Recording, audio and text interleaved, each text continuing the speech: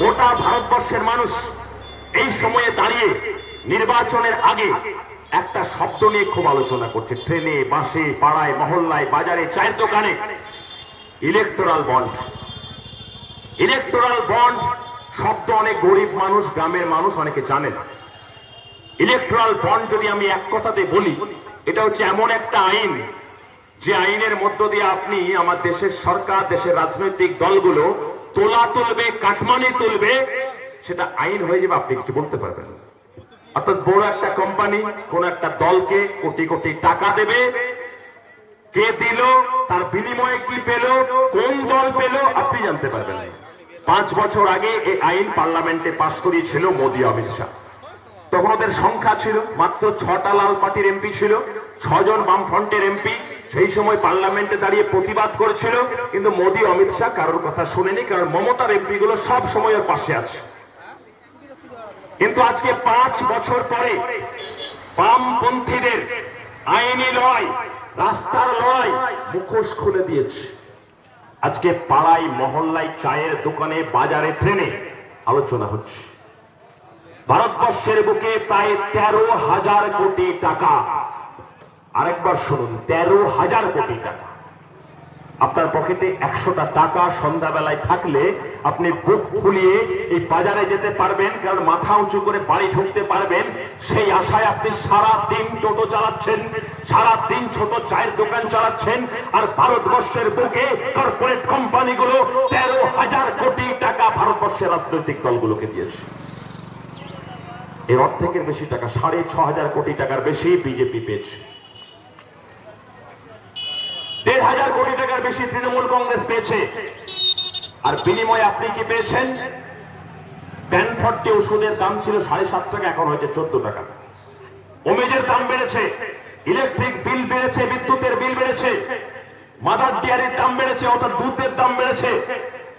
আপনার প্রত্যেকটা জিনিসের দাম বেড়েছে, কারণ এই কর্পোরেট কোম্পানিগুলো বিজেপি আর তৃণমূলের মতো দলকে টাকা দিয়েছে, আর জিনিসের দাম বাড়িয়ে সেই টাকা আপনার উপর দিয়ে তুলছে। আমরা বামপন্থীরা ভারতবর্ষের একমাত্র রাজনৈতিক দলে লাল ঝান্ডার পার্টি যারা ইলেকট্রাল বন্ডের একটা টাকা নেয়নি, কারণ আমাদের মাথাটা আম্বানি আদানিকে বিক্রি করতে চাই না। আমাদের মাথা, আমাদের প্রার্থী কমরেড জয়দেব সিদ্ধান্তকে দিল্লি পাঠালে তার মাথা আপনাদের কাছে, জনগণের কাছে বিক্রি থাকবে। জনগণের কাছে বিক্রি থাকবে বলেই আমাদের অঙ্গীকার।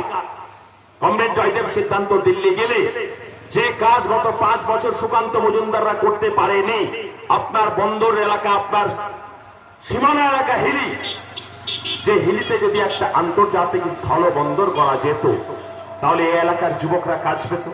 এখান থেকে মাত্র 4-5 ঘন্টা হচ্ছে মেঘালয়ের তুরা সীমানা, যে মেঘালয় বালুরঘাটের মানুষকে যেতে লাগে 25-26 ঘন্টা। যদি এই তুরা সীমানা খুলে দেওয়ার কাজ, যে লড়াইটা রনেন বর্মনের নেতৃত্বে পার্লামেন্টে হয়েছিল, যেটা থমকে গেছে অর্পিতা ঘোষ আর সুকান্ত মজুমদারের এই 10 বছরের আমলে, আপনাদেরকে বলবো জয়দেব সিদ্ধান্ত গেলে এই সীমানা খুলবার যে কাজ, সেই লড়াই লড়বে, যাতে দক্ষিণ দিনাজপুর হিলি সীমানা এলাকার গরিব মানুষ, যুবক মানুষ কাজ পায়। এই জেলায় কেন্দ্রীয় বিশ্ববিদ্যালয়, এখানে মেডিকেল কলেজ, 4 বছর আগে ঘোষণা করা মমতা বন্দ্যোপাধ্যায়ের বিশ্ববিদ্যালয়, তার বিল্ডিং এখনো তৈরি হলো না। বামপন্থীরা শক্তিশালী হলে, কমরেড জয়দেব সিদ্ধান্ত যদি দিল্লির পার্লামেন্টে যায়, তাহলে সেই বিশ্ববিদ্যালয়ের পরিকাঠামো মান উন্নয়ন হবে। গোটা জেলার সমস্ত নদী শুকিয়ে গেছে, পরিকল্পনার অভাবে এই জেলার কৃষকদের সেচের ব্যবস্থা নেই। বামপন্থীরা শক্তিশালী হলে, কমরেড জয়দেব সিদ্ধান্ত দিল্লিতে গেলে এই জেলায় সেচের উন্নয়নের জন্য পরিকল্পনা গ্রহণ করা হবে। আপনাদেরকে বলবো, আপনাদের কানে কেউ ফিসফাস, কেউ গুজগাজ করে প্রতিদিন কানটাকে ভাঙানোর চেষ্টা করছে।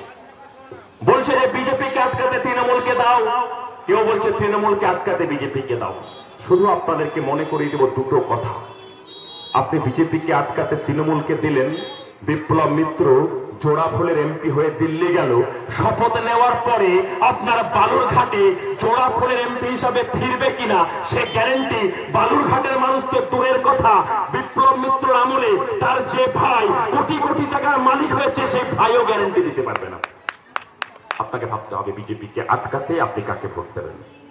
আবার উল্টো দিকে তৃণমূলকে আটকাতে যারা বিজেপিকে ভোট দেওয়ার কথা ভাবছেন, শুধু মনে করিয়ে দেব এই বিজেপির এই রাজ্যের সর্বোচ্চ নেতা হচ্ছে নারদার চোর, চাকরি চুরি চোর শুভেন্দু অধিকারী। একটা চোর কখনো রাজ্যের দুর্নীতিমুক্ত সরকার তৈরি করতে পারে না।